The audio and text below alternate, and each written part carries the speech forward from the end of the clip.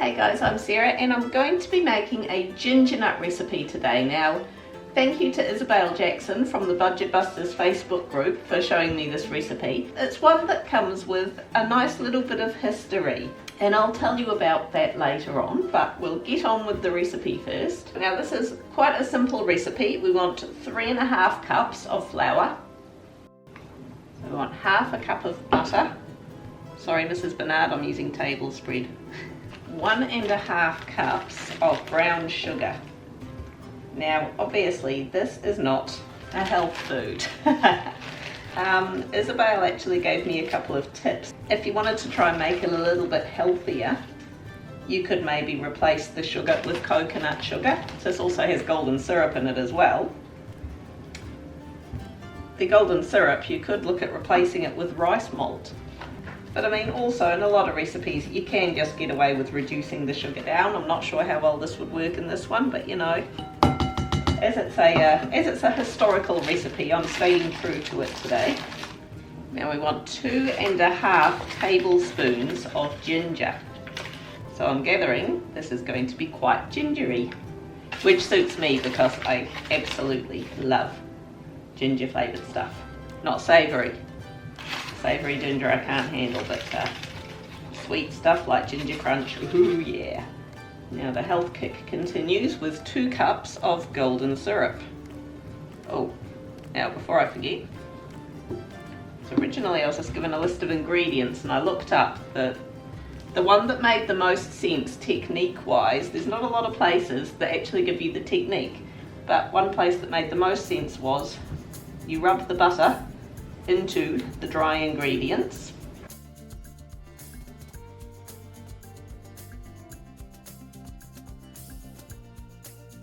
There we go, that's looking quite sort of almost floury, breadcrumby. Just going to pour the 2 cups of golden syrup into here. Oh, look at that.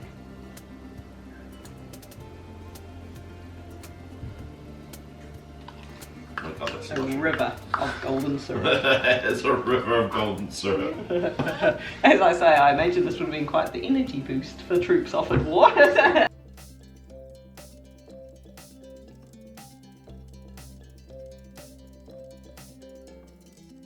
Who eats apples around here and leaves the cores everywhere? Not me. Usually Sam. Just get off in here. Stop, we've got the fire going. Not that cold, it's not that cold. Alright, there we go, that's looking like a nice big ball now. I'm going to get a little bit more flour because I don't think this is meant to be like sticky when I'm putting it out, so I'm just going to get a bit of flour so it doesn't stick too much. Now, as I say, the original version, she made just tiny little coin-sized ones so that you could fit a handful in your pocket. Excuse the noise of my daughter cutting cardboard in the background. I'm going to make them a little bit bigger than that because that's sort of how I roll. I'm just going to flour my hands. This is a recipe that comes from Helena Marion Barnard, otherwise just known as Mrs Barnard. She became famous during World War I for her ginger nuts, and there is some dispute that this could potentially even be the original Anzac biscuit recipe. Now she had 1 daughter and 8 sons. Legend, I can't cope with the washing for just 3 kids. 6 of her sons went to war. They went to fight in Gallipoli during World War I. And she was actually awarded the British Empire Medal for her war efforts. She made these ginger nuts. She made them really small, like coin size. And she made them that way on purpose so that her boys could take a handful and put them in their pockets. She packaged them in tins lined with newspapers so that the boys had something to read while they were having their snack. Now, apparently she also knitted socks and balaclavas for troops, and along with some other people she did a whole heap of fundraising and actually raised the funds to buy an ambulance for the army. Now, a couple of her sons tragically died while in the war. When World War II started, she was 80 years old. She had 2 sons that were serving overseas and also grandkids, and she strapped her apron back on and got back to baking. Now apparently she ended up, over the course of these wars, they reckon she made about 4.5 tons worth of ginger nuts to send to troops overseas. Okay, we've got a queue of people waiting to have a taste test, but just a quick note first. These, texture-wise, they're meant to be like really, really rock hard. Now these ones are, you know, hard on the outside, a little bit smooshy in the middle, and I realised why, because I'd purposefully made them a bit bigger, because it's the way we roll. But of course, Mrs Barnard would have made them more this sort of size. Now, this little one here, that is rock hard. So yeah, if you want them to be really, really rock hard, just make them littler, or maybe just add a bit more flour, I'm not sure. But anyway, oh, they're quite chewy. They're like the packet bought ones, just a little bit softer. They are very reminiscent of the good old Griffin's Gingernut flavour-wise. They kind of taste like gingerbread. There's a reason. Well, They taste ginger.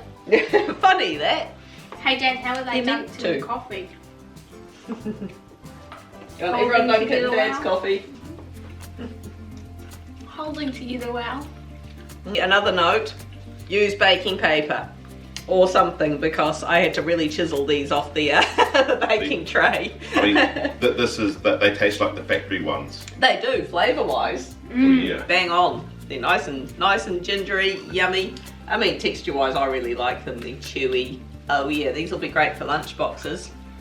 Thank you, Isabel, for sharing that recipe. Actually, the chewiness is actually rather nice in them too. Did you want to try dunking the rock hard one? Oh yeah, that is rock hard. No, there's proper ginger nut. Yeah. Can I try one of the more cardish ones? No, that's perfect. They look nice and soft when you dunk it. So just gotta be little. That's the secret, people. Here you go. I do another one. Have one more each if you want. Go on.